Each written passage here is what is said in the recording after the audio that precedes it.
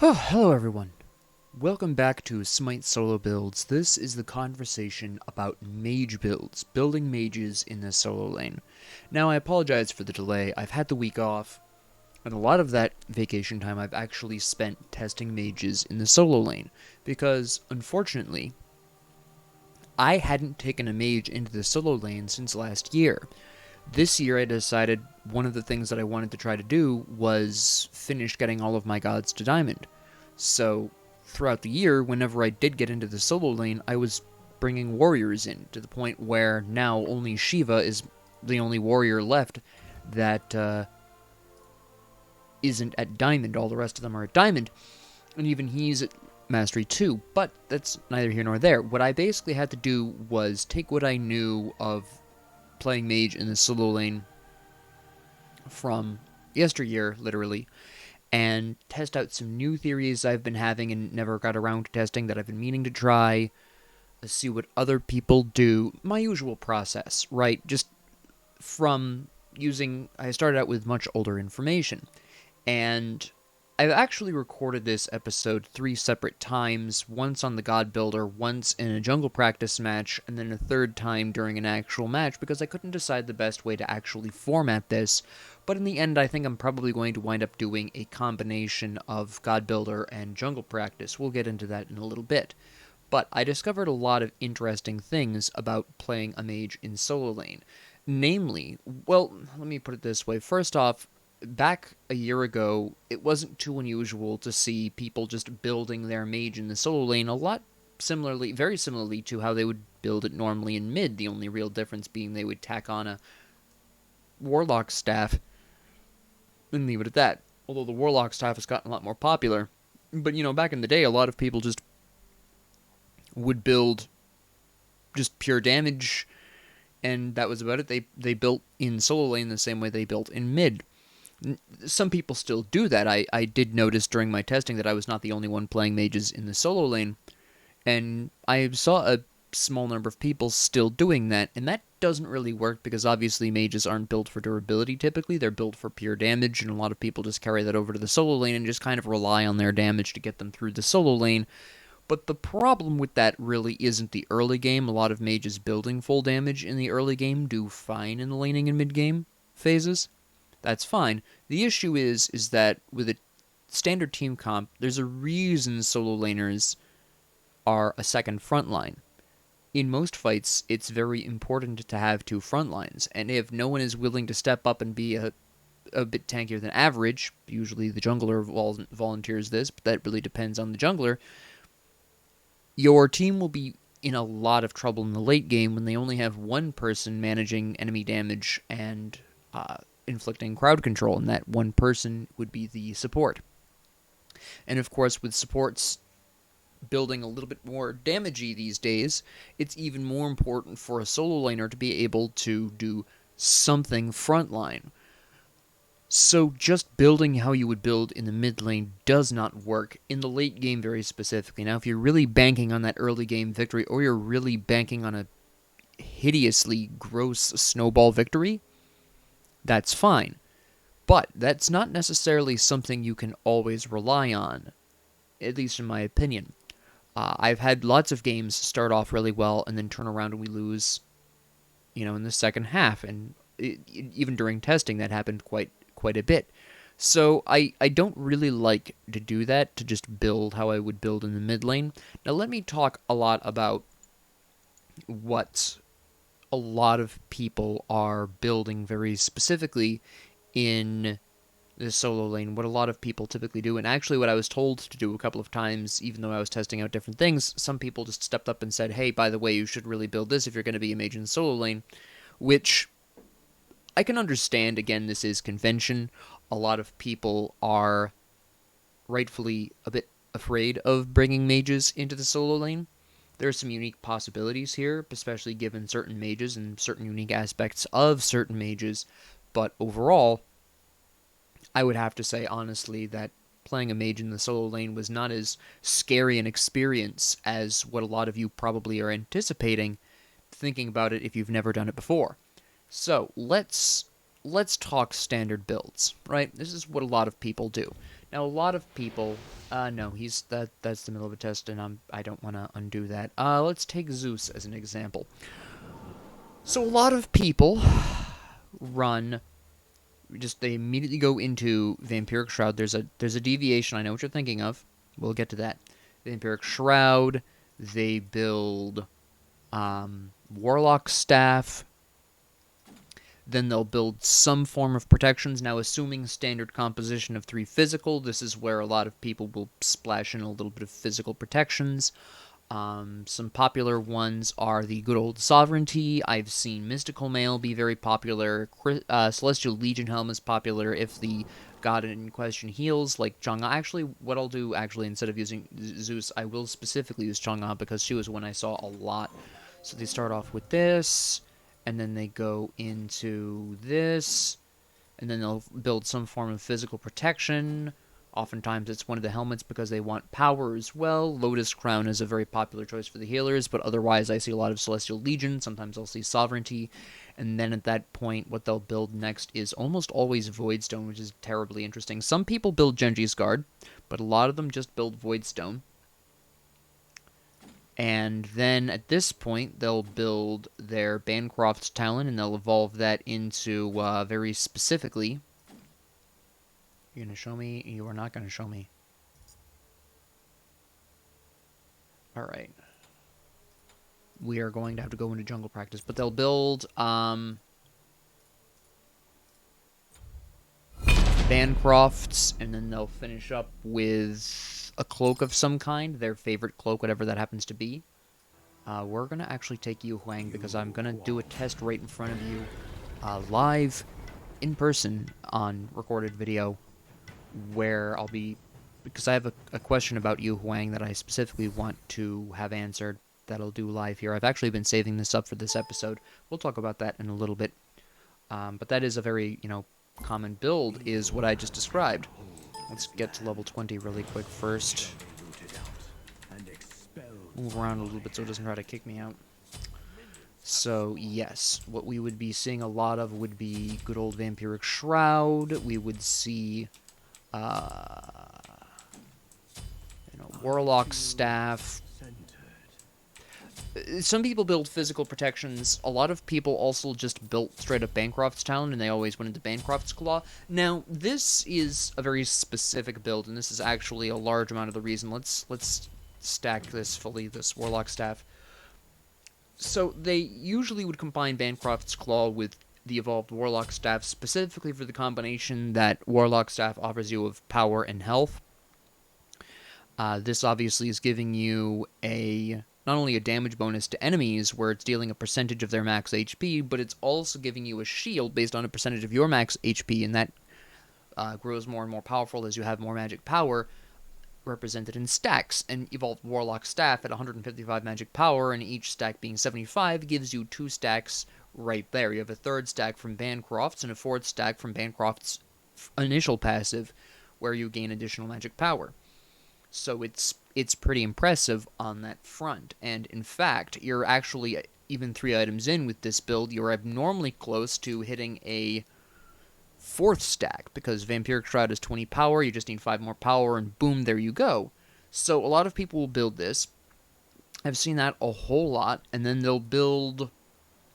A lot of times they'll splash in some form of protection specific to the laning opponent. Now, I've mentioned that I've seen some Celestial Legion Helm, I've seen some Lotus Crown, I've seen the occasional Sovereignty or Mystical Mail. With this build so far, I've also seen a ton of Breastplate of Valor. I have some specific issues with this, but I'll talk about that, that I discovered through just good old-fashioned research. But Breastplate of Valor is very common, and then they'll probably go Voidstone, and then they'll wind up with either, depending on how damaging they feel, they'll either go with a cloak, usually Spirit Robe, but sometimes it's Mantle, or they will go right into good old Soul Reaver. I've seen that very often as well. In fact, I see Soul Reaver probably more often than the other one. Now, I have some issues with this build that I've discovered through testing. Let's actually evolve this really quick. They almost always go for Blood-Soaked Shroud, and you can see where we have a really lovely amount of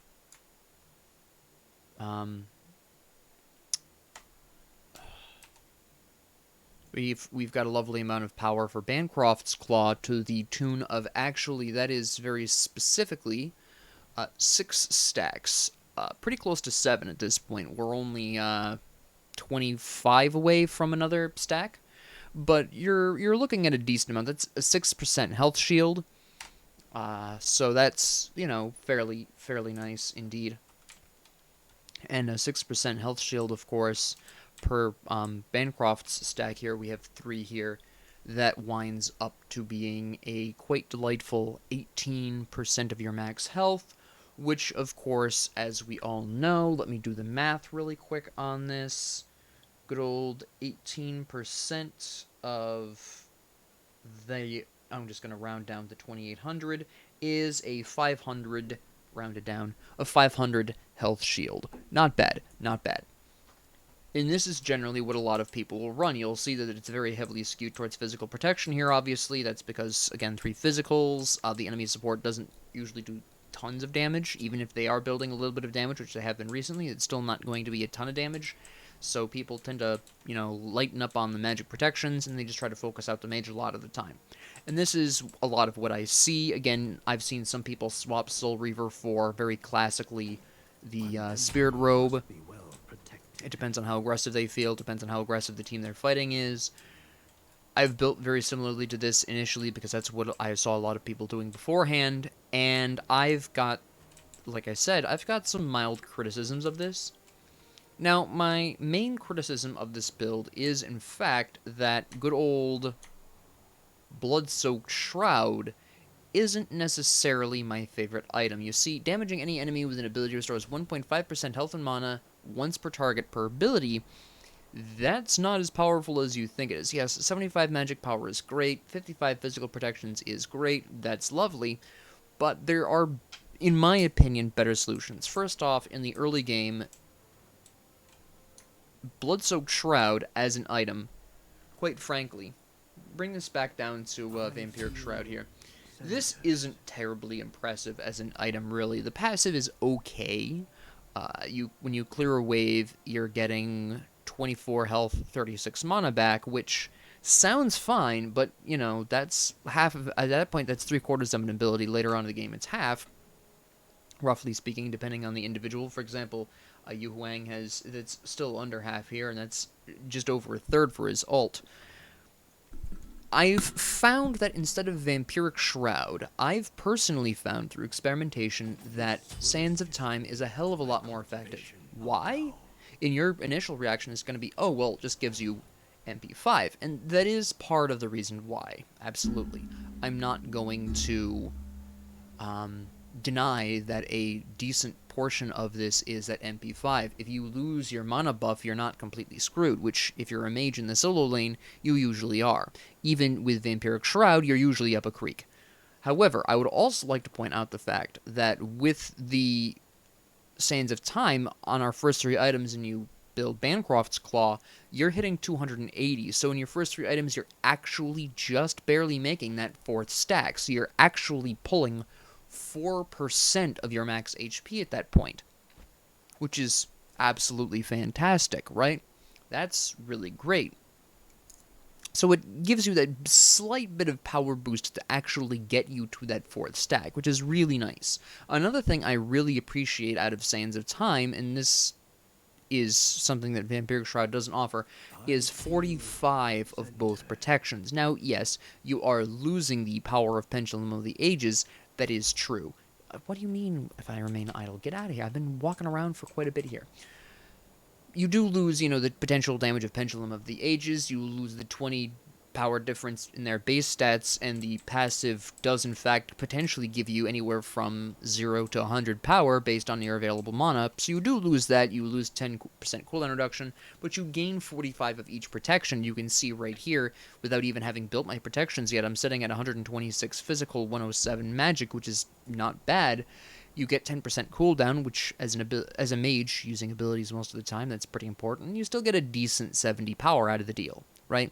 And just to kind of show you in comparison, you get 75 power out of Bloodsoaked Shroud, you get 70 out of this. You're only losing 5 power in the late game. So basically what you're doing is you're exchanging 5 late game power, where again we were 25 off, so now we're just 30 off if we used the same build. But we get that 5 power earlier in the game where we actually get a 4th stack, and that just might be the edge we need to survive, say, an ult, for instance. So I just prefer this, and again, at this particular point with the alternate timeline, by the time you're actually level 20 and can upgrade this, you very likely have MP5 in the first place, so losing the MP5 from evolving this in the first place isn't a big deal. Same issue here, actually. I found a lot of the times I didn't care about my 1.5% health and mana regen from this. I was usually healing more from lifesteal, and at that point I had enough MP5 where I just generally did not need to, get that 1.5% mana back. It just didn't matter. Now, the alternate timeline offers its very unusual passive in exchange, and this passive is known as, and I quote Boom555 here, a funny meme item. However, with very specific Mage solos, this actually comes in quite handy. I'll give you an example. I was testing a build out with Anubis, and it was a very heavily lifesteal based build. I'll talk about that a little bit more in a bit. But I was using the alternate timeline, and I actually survived a mid-game fight because of the alternate timeline. The enemy Fenrir, who was in fact their support, singled me out and was going to finish me off in damage, but the passive of the alternate timeline triggered, and because I had just put Grasp of the Dead down, as soon as I came back, although it was only for a couple of seconds at that point, I was still able to heal back up. Also, because you are in the solo lane very specifically, you are very likely to have more health and mana, specifically health, because of the way you're building, so you actually come back with more health, because 25% of more health is obviously still more health. Not by much, but there's still more. And you have protections going for you, so you don't die quite as quickly a lot of the time. A lot of the problem with the alternate timeline as an item for a lot of mages is, I get revived and I just die instantly afterwards. But if you're playing in the solo lane and you're building at least some protections, you are far less likely to just immediately die afterwards. Now, does that mean this is always consistently useful? No. I've had plenty of times where I've been revived and just died immediately afterwards. It happens still. It's just less likely to happen. I've actually had situations with the alternate timeline when testing where I was actually like, wow, that was really nice to have there. Right? So it just is a possibly useful passive in the solo lane, but I found I appreciated it a lot more than I appreciated the healing from Vampiric... I'm sorry, that's not Vampiric Shroud, from Bloodsoaked Shroud a lot of the times. Right? It's just what I discovered through trial and error. Again, you also get the benefits of that great MP5. You get 10% cooldown reduction in the early game, which a lot of mages really appreciate, and that's all lovely and well and good. Now, another thing that I found particularly interesting was I actually didn't often go into Breastplate of Valor that often. You might be a little confused. Why not? It's one of your favorite items. You have 20% cooldowns, you get some mana, you get physical protections, you get MP5. Yes to all of that, but what I found more often than not, the more effective choice here was, in fact, Contagion. Now, I'll make up the cooldowns, the lost cooldowns in a bit, but Contagion, a lot of solo laners are trying to build some form of sustain anyways. Usually it's lifesteal. A lot of them are really fond of Soul Eater. It's their second item or their third item a lot of the times as well. Or they have a self-heal, whatever. And of course, most times the enemy ADC is also building lifesteal. Contagion just offered a really interesting combination of good protections, a little bit of health to help out your Bancroft's Talon, a little bit more MP5, which really helps in the mid-game, and some mana that I just overall really preferred this to Breastplate of Valor, and then I would make up the cooldowns in, you guessed it, Pridwin. Right? Now at this particular point, you'll notice that my physical protections are quite a bit higher here. Well, I won't say quite a bit because that's a mild stretch. My magical protections are a decent bit higher. My physical protections are a little bit higher than the previous build we were just talking about, and I'm only 5 items in because of the alternate timeline. It's a really lovely thing. Now, at this point, because I'm breaking 200 physical protections and I have at least over 125 magic protections, which is a good bit of leeway there considering how few mages actually build penetration these days, um, I have a bit more freedom to get away with building such things as Soul Reaver, things like that. But what you actually want to specifically build in your final slot really depends upon partially what mage you are, partially on the enemy team composition. For example, a mage that has a large amount of crowd control available to them might want Manticore's Spike at this point. Not a bad choice. If you are a mage that heals, like Chang'e or Ra, maybe Fey Blessed Hoops is a good idea. If the enemy team's got enough magic damage, that might be a really justified purchase. Or alternatively, possibly you want a bit more damage. The enemy team is unusually tanky. They've got Hercules Jungle, for example. Maybe you want Soul Reaver. Perfectly viable option. Maybe the enemy team is squishier and you want to splash in a Delicious Spear the Magus to get that passive in there. Maybe you just really want to do a bit more damage and also heal a bit more. You grab Typhon's Fang to accent the Bancroft's talent, right? As a possibility. There's a bunch of different things you can do for this final item that you can really customize to your needs at that time, which is really nice. Now, this isn't the only thing that I tested. This is just one of the more effective things I found. I actually fairly changed this up quite a decent bit in a variety of interesting ways, and we're going to talk about these. Now, so we'll leave the final item because that can be whatever you want, but let's go back to Sands of Time. Let's kill all of this. Let's talk about something I found a little bit more consistently effective. Now, this is something that a lot of people are going to recognize at first, and I'm going to deviate off course into something that I just found very effective. So, another thing that I started trying was, alright, I noticed a lot of people building Bancrofts first, and then building something else, usually Warlock's Staff. Well, let's try that. So, I would run Bancroft's Talon. Now, I played a number of matches where I didn't upgrade this right away, and I played a small number of matches where I did.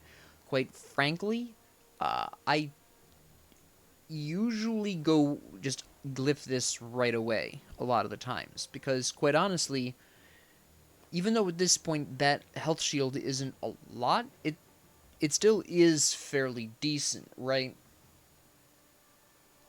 So it can really help in the long run, keeping you alive. You have a little bit of a health shield to absorb, say, minion poke, for example, or a poke from the enemy laner who's, trying to poke you out because you're a mage and you're scary. I found more often than not that I really appreciated having this glyph even this early. Also gives you a little bit more leeway if the enemy jungler comes in for a spicy gank. So I often upgraded this as soon as I finished Bancroft, or as quickly as possible afterwards. Not always, I'll give you that, but quite often I found myself doing so. So there is that, first off. Just so you know ahead of time that is something that I found personally very effective. The next thing I did is I didn't go into Warlock's Staff. I actually, personally, again, this is a personal preference, I prefer not building Warlock Staff. I'll talk about that in a little bit. Okay? Hold your horses. Bear with me. My third item was always a protection item. Well, whenever I did this particular build, when I did deviate from the initial path here of Bancroft second, Warlock Staff third, I replaced Warlocks with a protection item specific to my laning opponent. A lot of the time, this was, like I said before, a lot of the times this was Contagion, because the enemy was often trying to build up some form of self-heal, they were often physical. If I was facing a magic opponent, I would either build Pestilence if they were a pretty serious healer like Chang'e, or alternatively, at that particular point, I would grab either Genji's Guard or Voidstone. Most of the time, that was Genji's Guard at that particular point. Okay? But Contagion was a favorite of mine.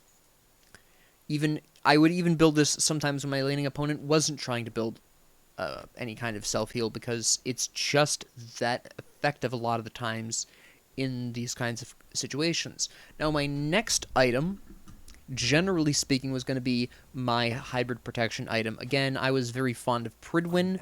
Pridwin was a very common choice. Again, certain mages, I'll talk about these mages after the fact, but certain mages I would prefer Manticore Spike, also a strong, viable option.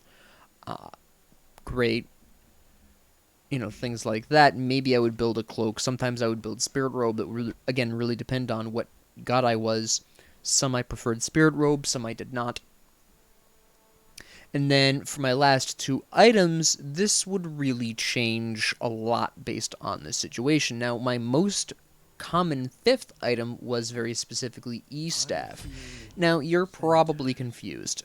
Professor, what the hell is going on here? Well, at this particular point, it's very interesting, where Ethereal Staff is giving you a really impressive bonus to your max health of 6% of their max health, and I found through testing that you would usually grab, depending on the enemy, between 100 and 200 health per target. Guardians and Warriors obviously typically gave me much closer to 200. Sometimes they would get me a little past 200, but everyone else pretty much consistently gave me between 100 and 150 a lot of the time. That's not a bad amount of health. You're talking a minimum of 500 health by hitting enemies with this. Right? Because this is a 45-second buff. Right? That's a decent amount of time. That's 2 team fights or 1 really extended team fight, and you can trigger it 3 times in that time span.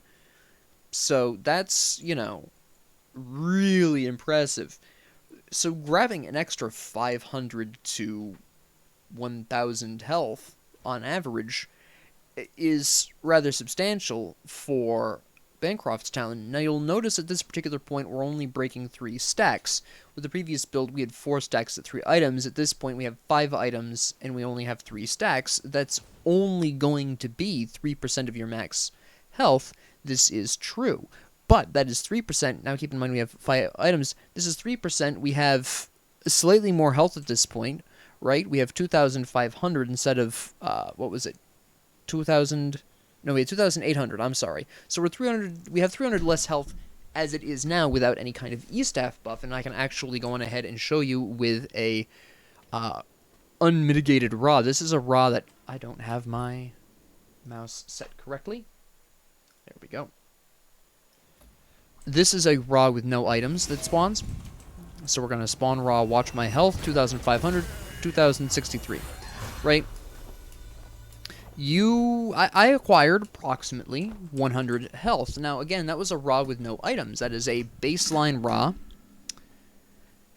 And the really fantastic part, and I think we can actually, now that that buff has ended, if we get a different god here, let's grab Neath really quick and see if they... Ra was killed by Ra. Yep, there it is, 2,700. So now we've gained 200 health, right? That's fantastic. If we hit multiple targets, you know, whatever. So you're grabbing this really fantastic 500-ish health, usually on average, from this. So that's going to wind up being an extra decent bit of health here. Now we're at 3 stacks currently. So it's 3% times 3, 9%. 9% of higher amounts of health. Now we're going to assume 500 because that's usually approximately what I hit. Usually is approximately that. So we're... Oh, wait, we have to wait for this E-Staff to run out. Hold on. Ding. Alright, so we're talking approximately 3,000 health. 9% of 3,000 health. That's a fairly decent amount of healing here. 3 grand, 0.09, 270. And that's just with E-Staff. We haven't built our final item yet, which can be quite literally whatever we want. So we also gain, by the way, we lose 25 flat health, because you may have noticed with a fully built Warlock Staff, let me actually address this really quick. With a fully built Warlock Staff, you lose... with a fully built Warlock Staff, you have 225 max health increase. E-Staff is 200 without stacking. So, you know, there is that. If you really wanted more HP, you could go instead with Hide of the Urchin if you really wanted. I don't, but you could as well. But, you know, for this final item, maybe we want to splash in... By the way, let's upgrade this really quick. For a final item, we could absolutely go, say... Well, we wouldn't want Pestilence here because we have Contagion. We could go Bulwark of Hope. We could grab Pythag's Piece, which I was very fond of, to be honest. I liked this a lot. I'll talk a bit more about this in a little while, but I found this very helpful because you got some cooldown, you got some health, and you got a bit of magic power. And in fact, I built this way more often if instead of Pridwin, I built Spirit Robe or Mantle of Discord. I built Pythag's Piece instead, and you get yourself a really lovely 70 damage increase. You can see we have 330 there. That we're almost at the point where we're getting, 5 stacks out of this. If you really want those extra stacks, you could always grab Gem of Isolation, hit 350 exactly. Again, this depended on the Mage I was building. But you're hitting 5% stacks. 5%, we've got 270 here. Boost that by 500 for 3 to 5 E-Staff procs. 3,200 health. You can see where this is generally going. Furthermore, the E-Staff procs have the happy side effect of benefiting your allies because your enemy's max HP is now 6% less. That's, again, 1 to 200 health less for that target. That can be a pretty substantial difference. How many times have you had an enemy escape by just the skin of their teeth? E-Staff stops that from happening. Okay? And again, Gem of Isolation is sometimes really incredible. For example, Gem of Isolation is really fantastic on Ra, for instance, who just slows the enemy with literally everything he does, and it's just really disgusting. A huge fan of Gem of Iso on Ra, among other various items that are really incredible on him. And I just found this to be a very effective kind of variation to what is a popular. And those are primarily the reasons why. Now, you might be wondering, well, Professor, I've seen full damage mages do really well in the solo lane, and you mentioned that full damage mages can potentially be useful in the late game. How? Well, my friend, let me tell you how. Alright, when we're going with... I didn't want to do that. When we're going with a full damage mage in the solo lane, and you still want to be pretty frontliner, right? You want to do the frontline thing. There's a really interesting series of things you do here, alright? First off, this is going to shock you. Prepare yourselves, alright? Hold on to your butts. I build Book of Thoth. There's a reason for this. We'll get into this. But, don't panic. By the way, we do keep the Sands of Time. Did not change team. I'm stack. Here we are. Boom. So we have Book of Thoth. We're getting 1,000 mana. We're getting 10% of our mana from items being converted to magic power. This is relevant. Alright. So we build Book of Thoth. Great. Then, you've got a couple of different options. Now, my favorite... Okay, you've got 3 options at this point, really depending on your preferences and your mage. Take notes, because this will be on the test later. I found either Soul Gem, Bancroft's Talon, or Spear of the Magus were very effective third items for this. Okay? There are specific reasons why, and there are contexts to when they're effective. Now, my default go-to for when I was feeling paranoid was, in fact, Bancroft's Talon. This was generally my go-to because I could build up to the Claw and have a lovely time building up my stacks and everything. Now, in this particular case, while our max HP is lower, we have higher magic powers, so we're actually building more of these, right? 75 magic power, that is 1% per each, so we're actually, instead of focusing on increasing our HP, we're focusing on increasing our magic power instead. So this still works approximately the same way. It's a little bit different numbers. It's slightly lower with this, with the Book of Thoth build. The Book of Thoth start, but it still does provide a very similar effect. So this is my go-to, this is my kind of safe option. If my enemy was abnormally squishy, say I was facing off against an opposing mage in the solo lane, or someone who just wasn't building protections, which sometimes happens. Sometimes people will build Glad Shield instead of magic protections, then you just curb stomp them. If you see that starting to happen, then Spirit of the Magus is often a really great choice because you get that 15 flat magic pen, you've got the 12% magic lifesteal, and you have that incredibly powerful passive, and that passive becomes irrelevant later. This is my second favorite choice here. My third would be Soul Gem. This obviously is going to heal you. This is going to give you bonus damage on one of your abilities. I don't generally build this a ton. It does offer you some cooldown, which is nice, but, you know, it really depended primarily on the context of, alright, this is, you know, what's going on here, and I didn't really recommend this before because this heal is based on your magic power, and building the way we've been building up to now, the builds we were talking about, they weren't really heavy on the power. There was some power there, but 25% of just 300 or so is, it's not even 100. Right? So a lot of the times Soul Gem for, you know, a hybrid protection build is kind of trash, even with the benefits of cooldown and health here. But on a full damage solo lane build, focusing on lifesteal, this actually heals you and your allies for quite a decent bit. So if you're really fond of that idea, that's fine. Now, a lot of my favorite mages in the solo lane, and a majority of my testing was done on self-healing mages, Ra, Zonqui, Soul, Chronos, etc. Obviously, Soul Gem isn't particularly great on them. Obviously, in a lot of those situations, I prefer either Spirit of the Magus, or I would go with Bancrofts, right? However, for non-self-healing mages, Poseidon, Zeus, whoever, Soul Gem actually turns out to be a pretty good choice if you're looking to play a bit safer. This is particularly a good choice if you don't have a self-heal and your laning opponent is tankier. I found this to be particularly effective against tankier enemies who were, say, a Ymir in the solo lane who was building the magic protections.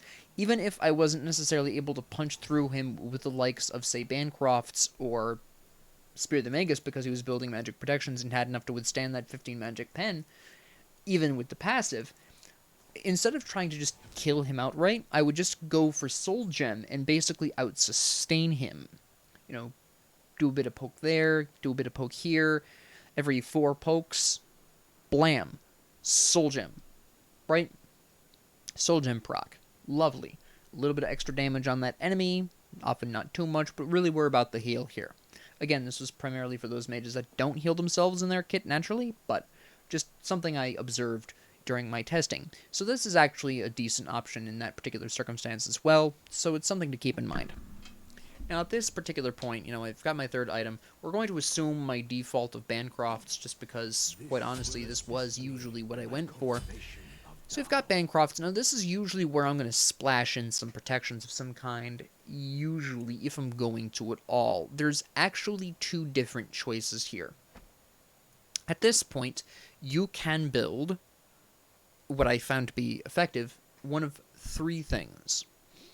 If the enemy team comp is standard 3 physical, I found that Breastplate of Valor was fairly useful, because you could also, of course, turn that 300 mana, that's 30 magic power, so even though it's not as much as, say, the 100 out of Bancrofts or whatever, it's still a decent amount of power for a defense item to be providing you, so that's fairly nice. Another option I found very effective overall would be to build,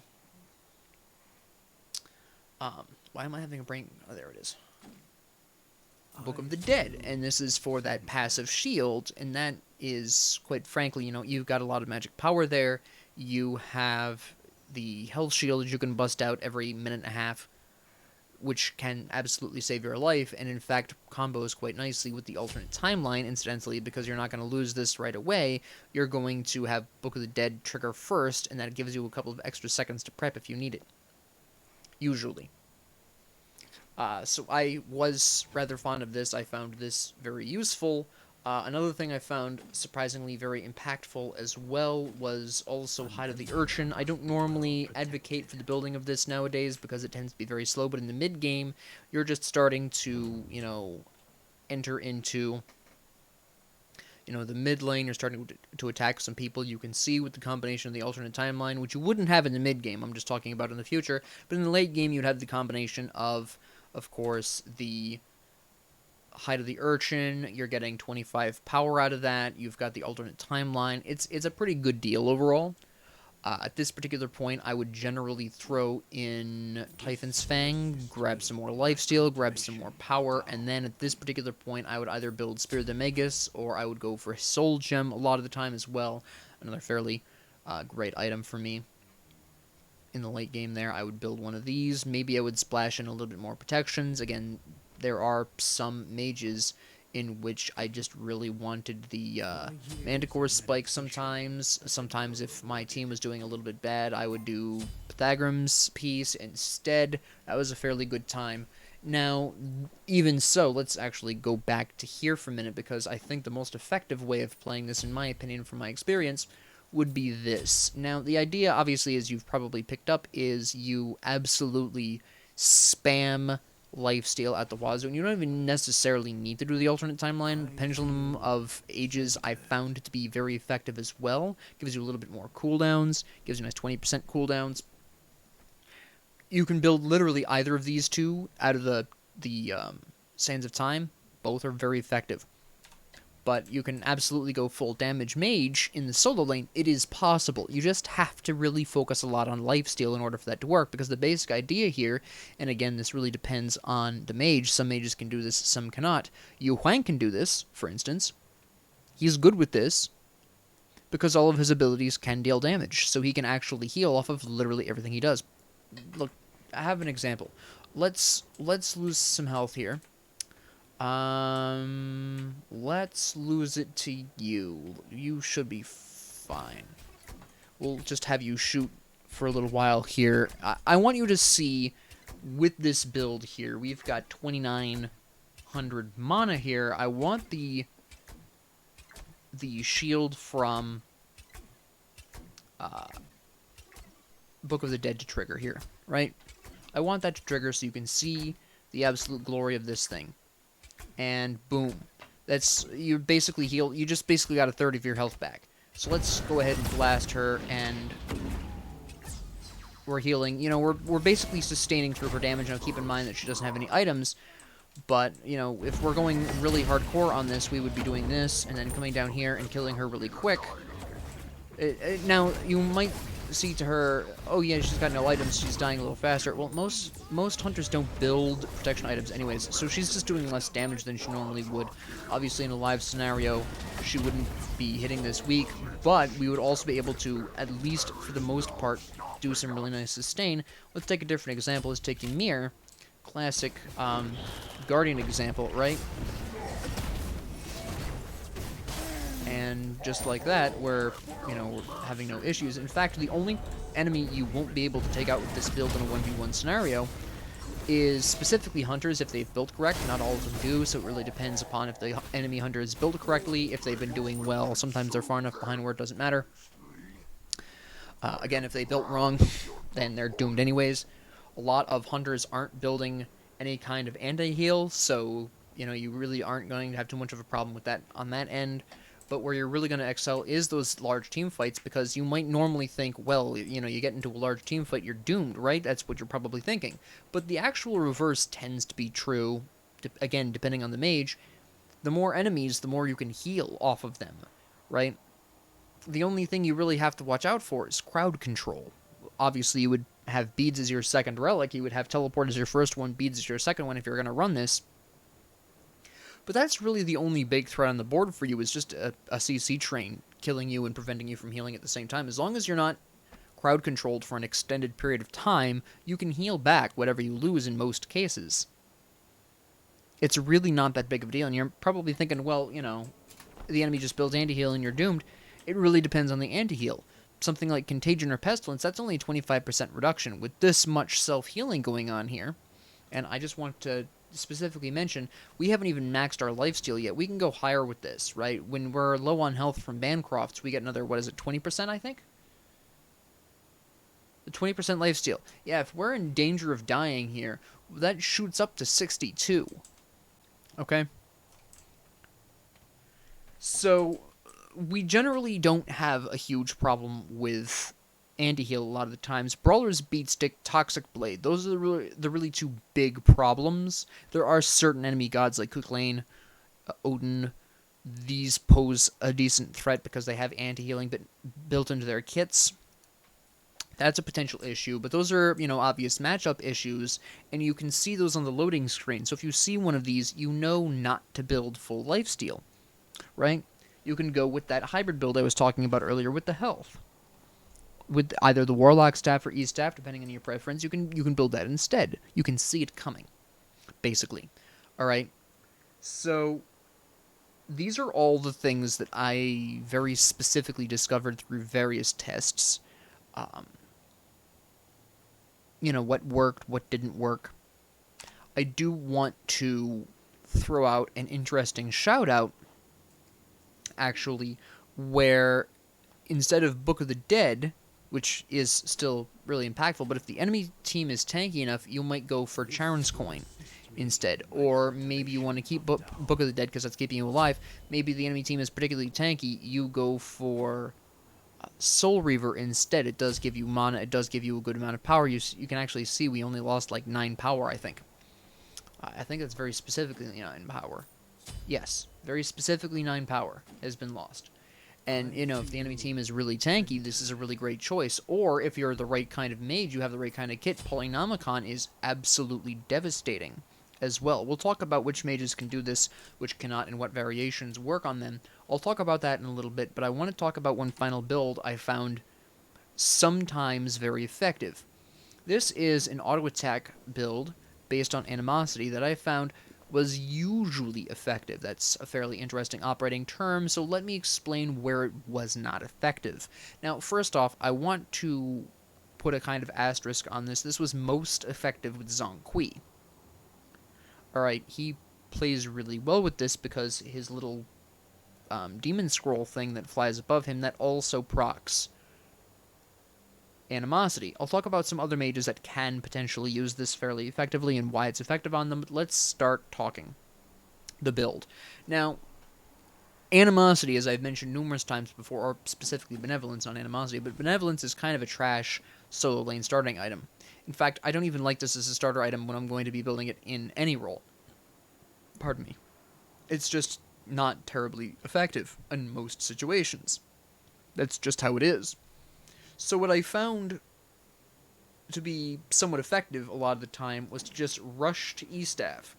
Now, you would typically build Fortified Scepter, grab some 50 magic power, grab a nice 150 health, grab that, grab your potions, grab your teleport, off you go.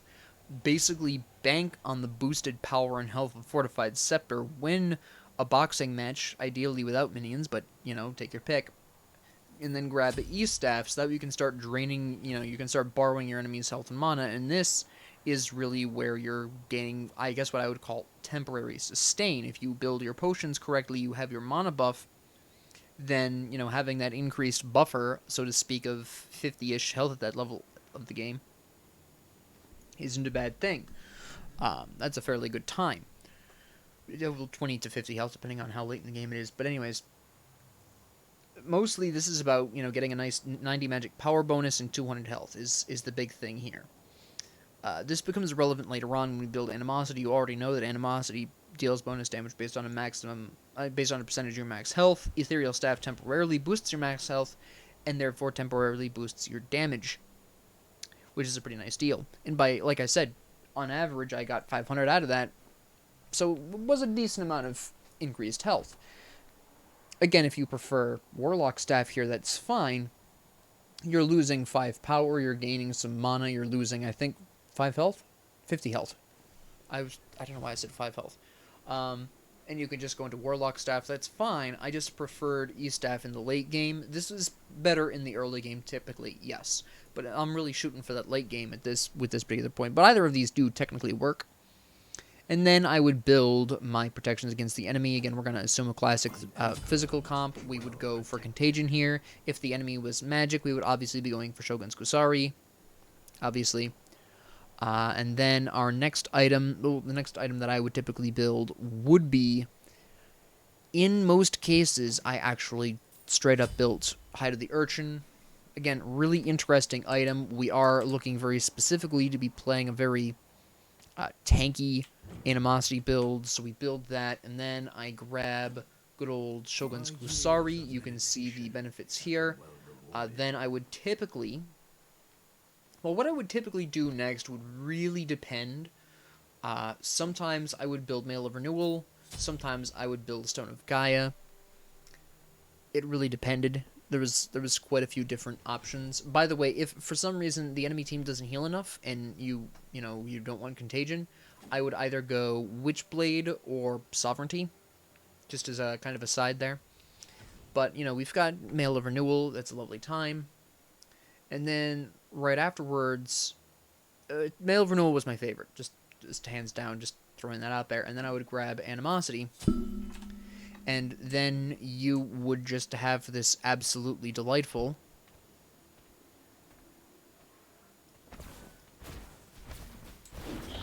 amount of damage. And yes, this doesn't seem like a whole lot, but keep in mind that Yu Huang isn't exactly an auto-attacker either. I picked him for this for a specific different reason. Now, if I were Zhong Kui, I'd be busting out twice that much damage. Hands down, no issues at all. That'd be 240 damage a pop, based on these numbers, right? Besides the fact his passive gives him bonus protections. Now, the real reason I'm here with Yu Huang is because I wanted to see if his chained auto attack procced this. It does. Alright, I've never tested this before. I specifically waited for this episode for this. So, in the late game, this becomes really potent for him because he can actually basically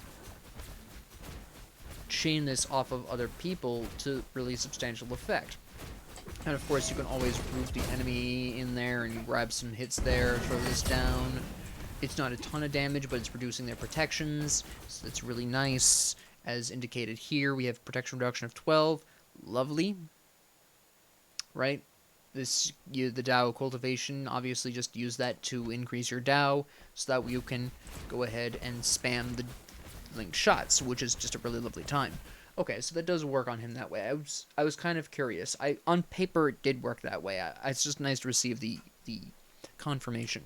Now let's talk about what mages can use what of these builds I've talked about. And again, I also want to put a bit of a weird disclaimer here. These are just what I found to be effective the way I play. The way you play is going to be anywhere from similar but mildly different to very different from me. Make adjustments as you need. Again, the solo lane is a highly individualized lane. How you play that is going to be different from me. These are just things that I have found effective for me. Now, you might be wondering, well, Professor, why bother talking about it then? Why are we here? Why we're here is because through my experiences and what I found effective, you can adjust for your playstyle. If you're a little more aggressive, you might want to build Voidstone more often than I do. If you're a little bit more defensive, you might build even fewer power, even less power than I do. It all depends on how you prefer to play. But let's talk mages. Let's talk about them. Alright? Here we are, mages. Now, I actually want to talk about the lifesteal build first, the full lifesteal build, because I think that's what a lot of people are going to be really interested in. Who can work the full lifesteal build? Well, let me tell you, a lot. First off, Zhong Kui. Alright, he really does great with the full lifesteal build. He was actually the first person I tested it on. He was the first person I tested most of these builds on. So he works really well with most of what I've shown you. Again, Demon Bag and the Book of Demons here. The Book of Demons, that gives you a second shot. That's why Animosity is so good on him. But anyways, we're talking healing from Expose Evil. We're talking about your own self-heal here with Exorcism, which, by the way, heals you even more because that's 20% of your magic power. You've got Book of Demons. He's got okay scaling on this. Specifically, his Exorcism and Book of Demons. This is a little bit low on scaling. This is a little bit low on scaling. But because of his passive Demon Bag, giving him extra, stacks, extra protection stacks, I actually found that on him, I preferred Alternate Timeline, because what I could basically do with Alternate Timeline is just, sometimes I would save my ult until after that had triggered, and then when I came back, I would bust out Recall Demons just so I could grab, just so I could get the bonus doubled protections, and then immediately bust out Expose Evil and Exorcism so I could heal myself, and then stun whoever was kicking around. Sometimes I would stun first, it would depend on the positioning. But he's got a lot of things he can do right after dying, so to speak, that he can use to just immediately come back and have zero issues at all, right? He has a much higher chance of surviving alternate timeline than a lot of his contemporaries. The only real issue is, of course, he doesn't have the highest amount of scaling. Now, Zeus is an interesting example because he's actually got the allegedly famous scaling here. He's got 25% here, he's got 55% here. But what I found particularly useful on Zeus instead is I actually, a lot of the times, didn't build... I can't show you here. They really need to update that. But a lot of the times, instead of building Bancroft's Claw, I would build the Nimble Talon, because increasing his attack speed means that you actually deal a lot of damage with Overcharge. And in fact, doing that was incredibly effective. There is... The one thing I haven't shown you that I've recently been experimenting with is a tanky auto-attack based pseudo... power build using a lot of lifesteal, but instead of building Book of the Dead and a final damage item, I would build Bancroft's Talon, Nimble Bancroft's Talon specifically. I would go into such things as, usually I would go into Soul Gem, but sometimes it would be Pythags, and then I would go into, or also, another great choice, by the way, is Spear the Magus. Go Typhon's Fang, build, of course we have Nimble Talon, so with Nimble Talon plus Shogun's Kusari, get some nice attack speed there, and then finish up with some physical protection item, your preference. Again, which one of those is first or second depends on your laning opponent and the enemy team combo overall, but I found he's showing some promise there in that regard.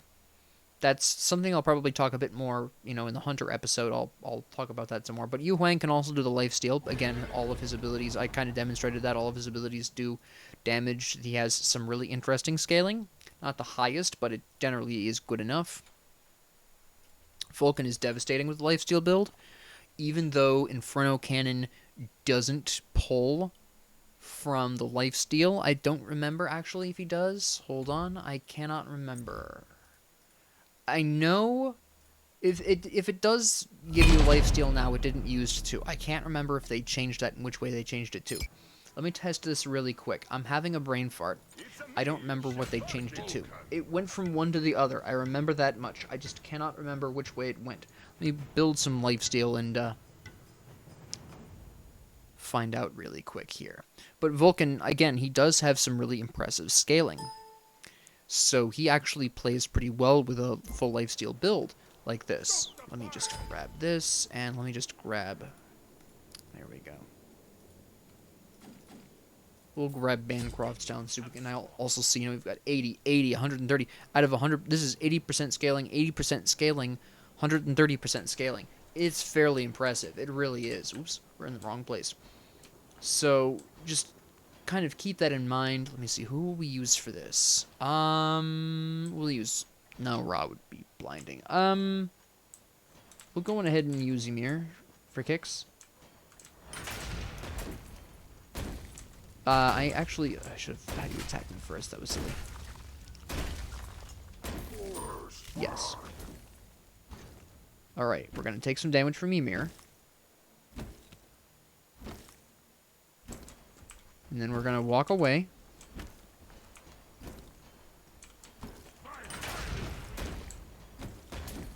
Yeah, it doesn't proc. I didn't think so. Alright, that's what I needed to know. Okay. Even with that being said, he's still very powerful with a lifesteal build because of his insanely high scaling. He gets a lot of value out of having 900 power. For reference, 900 power gives him absolutely insane amounts of damage out of this. Let me run the numbers really quick. With 900 power, you're looking at a 720 damage increase. So backfire by itself, no protections factored in yet, is running a really delicious 970 damage, right? And that doesn't even include the devastating Earthshaker, which already does 880 flat, but if we're going to include the 1.3%, that is an additional 1170, which means in total, with 900 power, Earthshaker here is busting out an unholy 2,200 that couldn't possibly be. 2050, yeah, I was doing my math wrong, I carried wrong. 2050, right? That's instant death for anyone who isn't a tank. So yeah, Earthshaker, incredibly potent on this thing. Absolutely devastating, but Vulcan, does really well with a lifesteal build for just those reasons. The full lifesteal. Tiamat, I wasn't impressed. Her scaling isn't that huge. I didn't. This obviously doesn't scale. I didn't like it on her. Thoth, I didn't like it on either. I actually preferred doing, even though Final Judgment has nice high scaling, and you're probably thinking about that. This has 60%. This gives you a bonus 5. This gives you a bonus 25. I actually preferred him with a animosity build. Personal preference, but I play him weirdly. Morgan, I didn't like it on. Soul can do it, depending on how aggressive you feel like getting. If you go right up into the enemy's face, you get healing off of this. She already is healing 25% of her health during this, but if you put this under an enemy, you're also healing additional off the damage as well. Stellar Burst, of course. You've got Disapparate, Supernova. Now, the real interesting thing here, and this is, she was kind of the inspiration for the attack speed version, this gives you a really impressive amount of increased magic power. You get a really fantastic 1% per heat, for every 4% heat. That is a huge amount of magic power to be increasing that by. Just straight up. Consider, right? We have 25 stacks of heat. That is 25% increase in magic power. When we're running good old 900 power, we're getting an increase in power to 225. So we're breaking 1,000 power here. Which is why even if you splash in a defensive item or two, you're still going to be pretty damn close to getting to 1,000 power.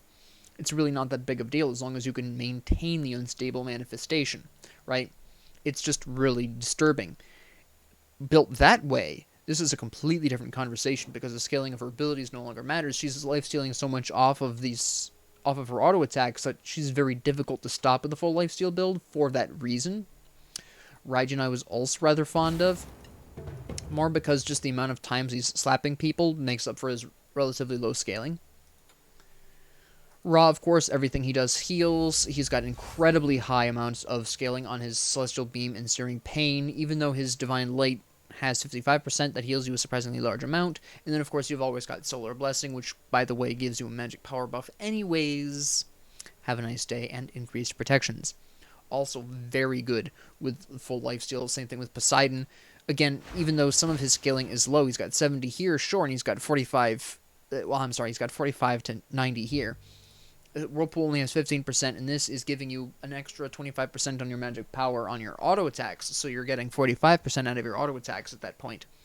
Nevertheless, because of, again, the number of hits for Whirlpool, that really makes up for that, and you're keeping them trapped in there, so it's a really easy to hit Tidal Surge or Kraken. That's a lot of good healing there. Persephone,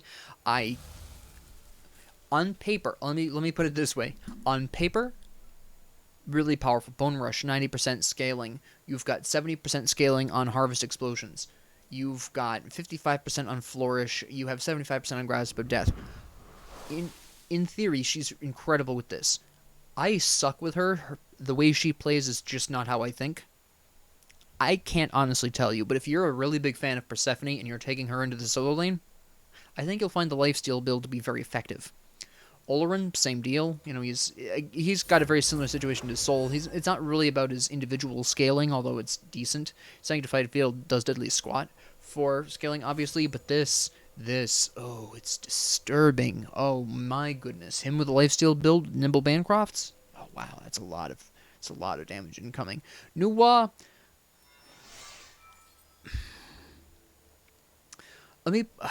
This is weird because I've seen this be incredibly effective. My mother plays SMITE. and she really likes the lifesteal build on Nuwa. Okay, she makes that look amazing. I'm not that good with Nuwa, not compared to her. She spent much more time as Nuwa. She's much better with Nuwa than I am. Lifesteal builds, she makes work really well. She builds lifesteal build a little bit differently from me. Obviously, she builds Soul Gem where I don't normally, as an example. But my mother can really blast people with a full lifesteal build where I can't because I play Nuwa a little bit differently. Nox, of course, it's interesting because if you're really good at hitting her abilities, you're going to absolutely devastate. I mean, Siphon Darkness is 100% magic power, for Pete's sakes. This is 75%, let alone the extra bonus damage after the fact. This is 60%, for Pete's sakes. It's just, well, that's mini damage, excuse me, but even still with the damage over time, 20% scaling with that many hits, yeah, that's a really nice time. Shadow Step, 70%. You can actually use this as an attack rather than just as an escape. A lot of damage going on here with Nox, if you can hit the abilities. I can. I really like lifesteal on her. That's how I got her to Diamond. It was an old version of the lifesteal build, basically. Morgana, again. Actually, I think at this point it'd be easier to tell you which mages don't work with the lifesteal build. Kukulkan does conditionally with Polynomicon. I don't do well with him unless he's got Poly on that. I don't know why. It's just the way I play him. Janus, I can't get to work with this. In theory, of course, any mage can work well with the lifesteal build, but maybe it's just the way I play or something, but I can't get it to work on Janus. I can't get it to work on Aphrodite. I can't get it to work on Baba Yaga. I can't get it to work on Chang'e. Either the baseline ability-based lifesteal or the Nimble Bancroft's version works well on pretty much everyone here. Oh, I can't get it to work on ESET either. ESET and lifesteal with me doesn't work. In theory, it can. I just can't get it to work on her, right? But I found that to be pretty effective, again, depending on conditions. If the enemy team has enough crowd control, maybe you don't want to go with this direction.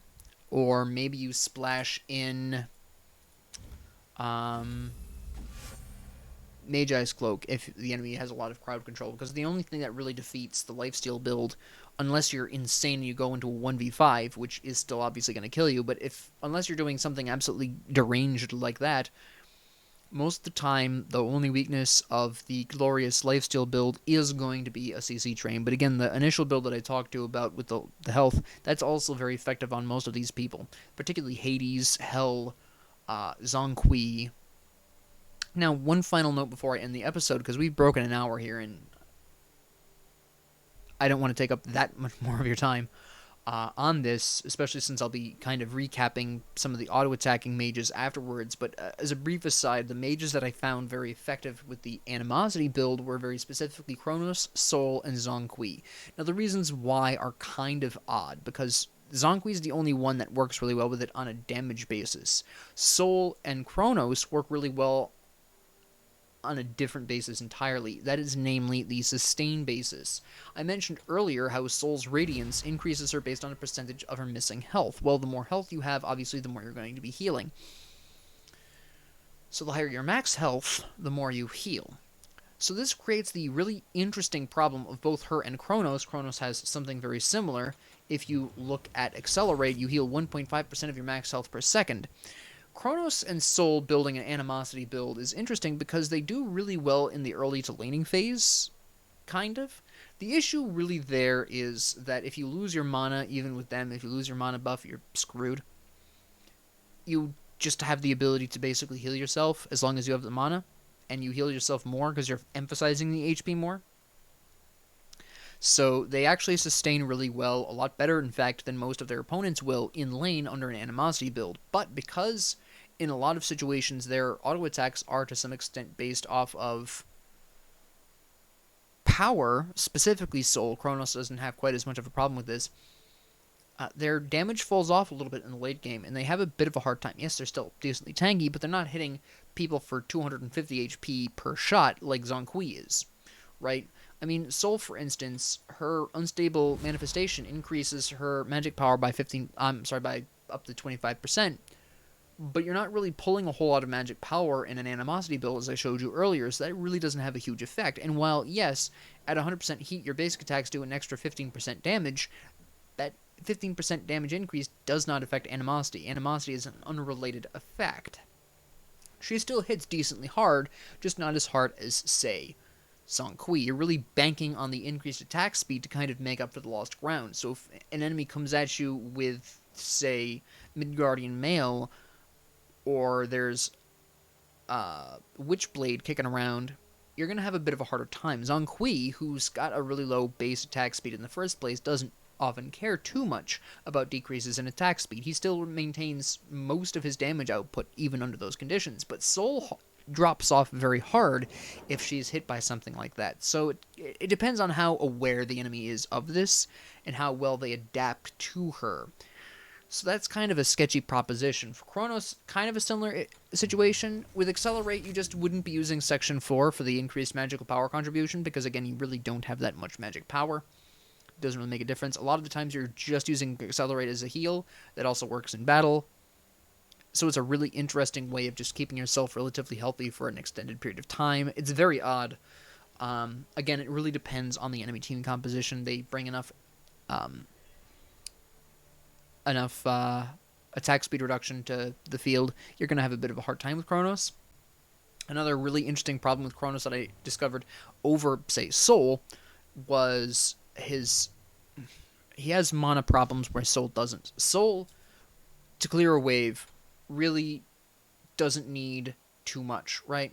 She basically just hurls the Stellar Burst. If she hits it correctly, no real issues. She only uses Radiance to heal when she's in the solo lane under an Animosity build, and you're only using Disapparate to escape. So really the only thing you're consistently using is Stellar Burst once per enemy minion lane. Not really heavy mana costs, but my boy Chronos here, not God Builder, he's typically using Stop Time for his wave clear, and then in order to actually box the enemy, he has to either activate Accelerate or use Time Rift, depending on how you prefer to play him. Soul, when she's boxing, she literally just auto-attacks. That's it. She only uses Stellar Burst for wave clear, she only uses Radiance to self-heal, and she only uses Disapparate as an escape. Supernova is a desperation move, so most of her boxing is done just with Unstable Manifestation, but for Chronos, he requires either Time Rift or Accelerate to box, so he has mana troubles when he's trying to box. So actually, ironically, Chronos doesn't want to box because it's too expensive for him, which is a really interesting problem to come up against in the solo lane, especially if your opponent can outrun you. For example, I had a really terrible match where I was testing out an Animosity build on Chronos, and I got destroyed by Cabrakan because he could outrun me, and I wasn't able to create the distance I needed to not box Cabrakan. That went terribly, but that's a prime example of the issue of Chronos building Animosity in the solo lane. He can work with it, it just really depends on the matchup, and how willing you are to use mana to box the enemy. Ganking is important for Chronos, but with that being said, that's about where I'm going to leave this at. I apologize for the extreme delay in videos. I've been basically testing like an absolute lunatic. Thank you all very much for joining me and for having the patience with me. I do appreciate it. And if you have found, just same request at the end of the last video, if you found any builds on mages that you really like in the solo lane, please share them. Please share how you play solo lane, because out of all the lanes, it is the most individualized, and I love to hear what other people do in the solo lane. It's always interesting to me. But thank you all very much for joining me. If you liked this, please like and subscribe. If you didn't, please ignore me. And if you have any comments, questions, concerns, ideas, suggestions, requests, please leave them down in the comment section below. And thank you all very much for joining me, and have a great 24 hours.